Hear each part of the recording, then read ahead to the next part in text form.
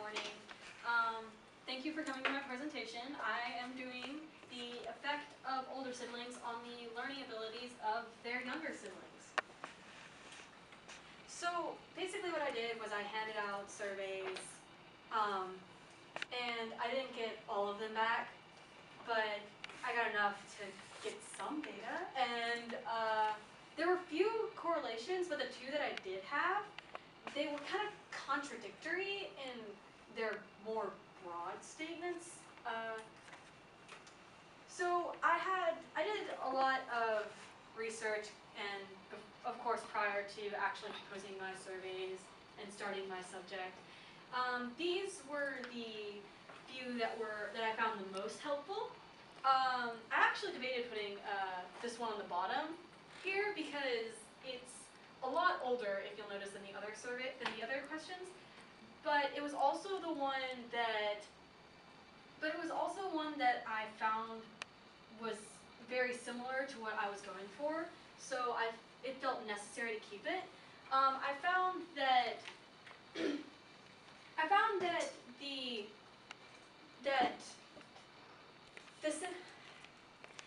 these first two studies up here, they were talking about how siblings help nurture each other's social skills. So when someone has siblings they interact with from a very young age, they're better at holding conversations and making friends, basic social stuff. I also found that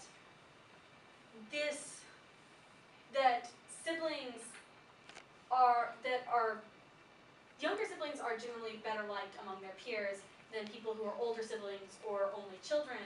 And this is not only because they're more experienced with social interactions, it's also because if they have older siblings or just siblings in general, it can often shield them from certain familial conflicts such as divorce, and they have someone to turn to who knows what they're going through, and they rely on them. I also found that, like I said, in my favorite research study, that people with siblings were not more or less skilled than one another. They were, in general, around the same skill level in certain aspects, like communication. So my hypothesis was if people have older siblings, then their ability to learn will be greater than people who are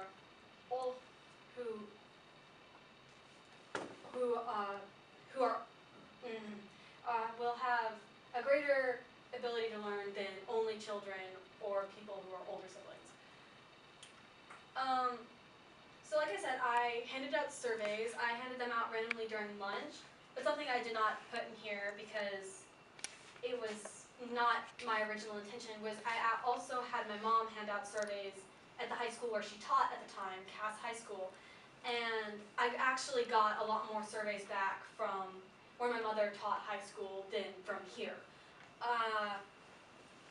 I also had a two-part survey. The first part was what I had constructed. It was basic questions like how many siblings do you have, how old are you, whether you're male or female, things like that. And then the second part I found, it was a learning style assessment. It was a two-part learning style assessment, and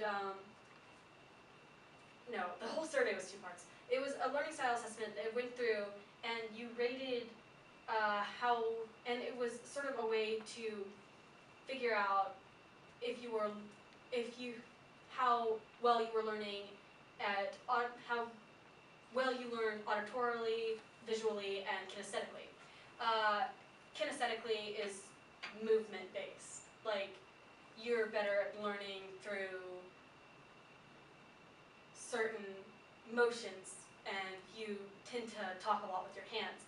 Visual is based on sight, like if I were standing up here teaching you by PowerPoint, such as I am now, that is more so visual, and auditory is speaking. You could sit up here and listen to someone give you a lecture, tell you everything you need to know, without necessarily having a visual aspect to it. And then, of course, I collected the surveys and I analyzed the data. I used an ANOVA test, but I didn't learn until recently that that might not have been the best analysis I could have done. And it was really a matter of convenience because it was the only one I knew how to do, vaguely, and it was the only one I could find online. I had to use an online calculator. And so for my first graph, this was one of the few correlations I found. It was the total number of siblings versus the visual learning style score. The more siblings someone had, the lower their visual learning style score tended to be. And this was the number of siblings, no, the time spent with siblings compared with their learning style scores. And basically, the question, this was based on one question I had on my survey. It was, how much time did you spend with your siblings when you were younger, for instance, and I rated it so that 10 was the most time possible, and 0 was about no time at all. So my results, as I stated previously, they were overall inconclusive. The first correlation was between visual learning style scores and the number of siblings. I speculated that this was due to having a larger family. People are running around, kids are doing who knows what and shouting at each other, arguing, and there's all this craziness. So if you have to sit down at the kitchen table and focus on your work while all this craziness is going around you, you sort of put on blinders and desensitize yourself to the visual aspect of things. So, and then the second correlation was the time spent with siblings with the auditory learning. The more time they spent with their siblings, the higher their auditory learning score tended to be. I speculate that this was due to interactions with your siblings. If you, from a very young age, sit and you talk to your sibling, and you have to communicate over when you're playing, like who has to do what, or what kind of game you're going to play, then you're going to be better at not only communicating, but listening. So it makes sense. Now, I had a lot of problems with my survey. I will be the first to admit that. First thing that I didn't notice until after I got my surveys back and I started analyzing the data was that there was a typo in one of my questions. I meant to say siblings, but I said older siblings, and though that was a little more specific than I wanted, I felt that that would skew my data, and it led to some confusion. Like, I actually had someone. This was one of the surveys I had to throw out because they did everything wrong. But they actually asked next to one of my next to this question that I'm mentioning, what? And I obviously threw that survey out. There was also, like I said, a lot of incompletion. I handed out like 100 surveys, but I only got about 76 back.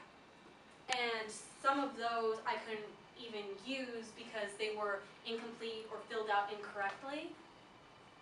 I also had a lot of unnecessary questions on my survey that I didn't realize were unnecessary until I started analyzing the data. And so I ended up throwing entire questions out of my survey. Another thing that I don't mention on this slide is that I really overcomplicated things. I probably could have gone about this entire research study process in a much more simplistic manner. My survey, for instance, had about 12 questions on the first part, and I know people who had like 7 questions on a survey, and I don't think I know anyone else who had more than about 10. And of course, I had to have that second part of the survey. I guess the reason why I did this was because the older generation tended to spend more time with their siblings when they were younger because there was less to do. And of course, I wanted to compare across personality types. I wanted to see if siblings had similar personality types or different personality types, and whether or not that affected how well they learn or what their learning style was.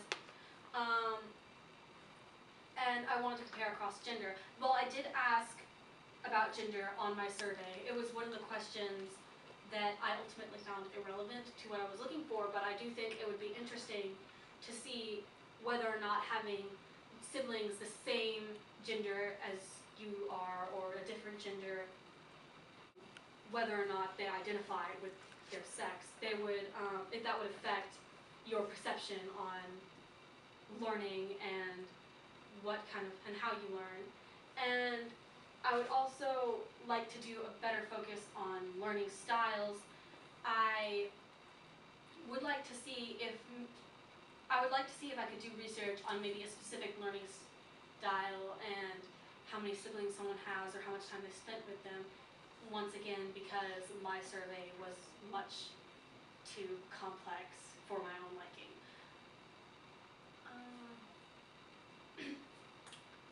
And so my acknowledgements, I would like to thank Laura Kless, my mentor, who unfortunately could not be here today, my family, 2 of them are in the room right now, and Mr. Stevenson, who I found was very helpful with helping me, was very helpful in his suggestions, and of course Dr. Page, our esteemed principal. Any questions? Judges. But, how many siblings do you have? I have 3 and 1 twin who is right there. And so how did you get interested in this? My little sister is a genius, and my little brother is very good with computers, and I was wondering if maybe the way they learn or how well they learn was at all affected by their interactions with us when they were younger.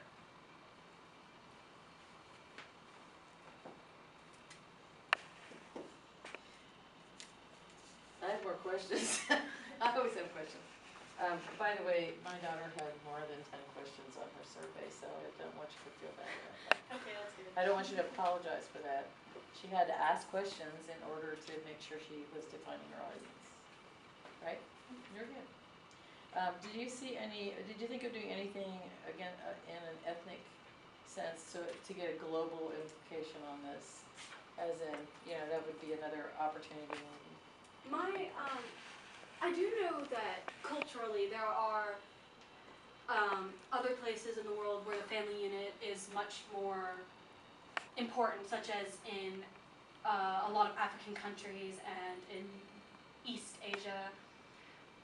And I didn't want necessarily to get race involved with this because I wasn't looking at that and I didn't see it as very necessary.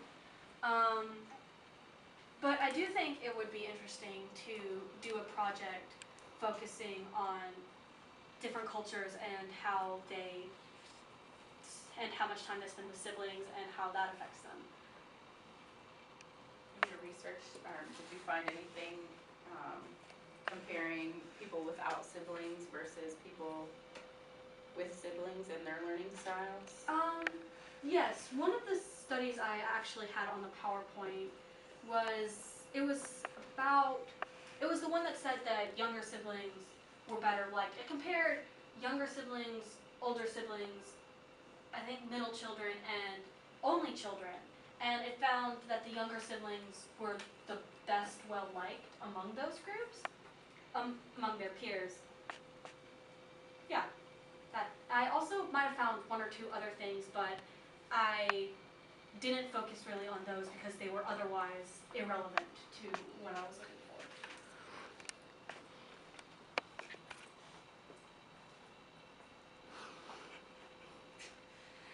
Any more questions? Did you find anything very shocking that drew you to the study?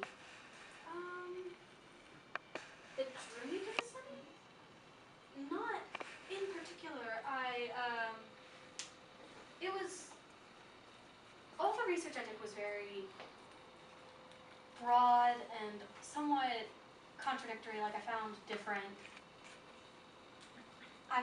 people saying different things, and sometimes it was just confusing because they were looking at people with siblings versus only children, or like birth order and other things like of that nature. I didn't find anything particularly shocking though. It was all pretty expected. Most of them, in one way or another, either proved their hypothesis or a stipulation of their hypothesis. I did find something interesting though in my research. I honestly thought that there would be more correlation between siblings, between a number of siblings and kinesthetic learning scores, because people with siblings, they'll play with each other, they'll do things like run around and play hide and seek or tag, but there was absolutely no correlation with that whatsoever. I had like a p-value of greater than 1 for that, I believe. It was very close to 1. Are there any other questions anyone might have? I have a question. Yes, Dad. So when you were going through the survey results, what things did you notice about how surveys were responded to that led you to make a determination whether you would keep the survey in as part of your research or disallow it? Throwing out surveys or questions? Well, the surveys in particular. I know you mentioned that you had a number of them that were not completed or that the instructions weren't followed. I was just curious about that. The way the survey was set up was that there were several questions that you didn't have to answer if you were an older child or an only child. And some people answered those despite that. If that happened, then I would usually just ignore it and skip those questions. But there were some people who had siblings and they misread the question, or they would skip that part. And there was also, I know one person in the second part of my survey, it involved sort of a ranking system, and they just put the highest ranking on all of the questions. And it was obviously one of those things that you do when you don't want to answer a question, when you like go online and hit does not apply, does not apply, does not apply, because you're just annoyed with having to answer the questions. And so I threw that one out. Because I felt like if he did that on that one part of the survey, he wouldn't have taken into account the other part of the survey as well. And otherwise, if there were questions that were, if they did something particularly horrendous, like just answer all the questions in a blatantly disrespectful way, I threw that out too. Besides that, it was pretty much just obvious stuff. So if you were going to do this again, what did you learn about how to structure a survey that you would change? Think more about what you're going to analyze. Like juniors, pay attention to this. I know you're in here. When you're if you have to do a survey, which I don't know if you are, but if you have to, make sure you think about beforehand what you're going to look at, and only put that in the survey. If you find the need for filler questions, then talk to your teacher about that. But otherwise, just keep only what you need. Otherwise, you're going to be sifting through all this data that you don't need. In other words, simplify it. Yes, simplify. I should have just said that. Simplify your surveys. I rambled.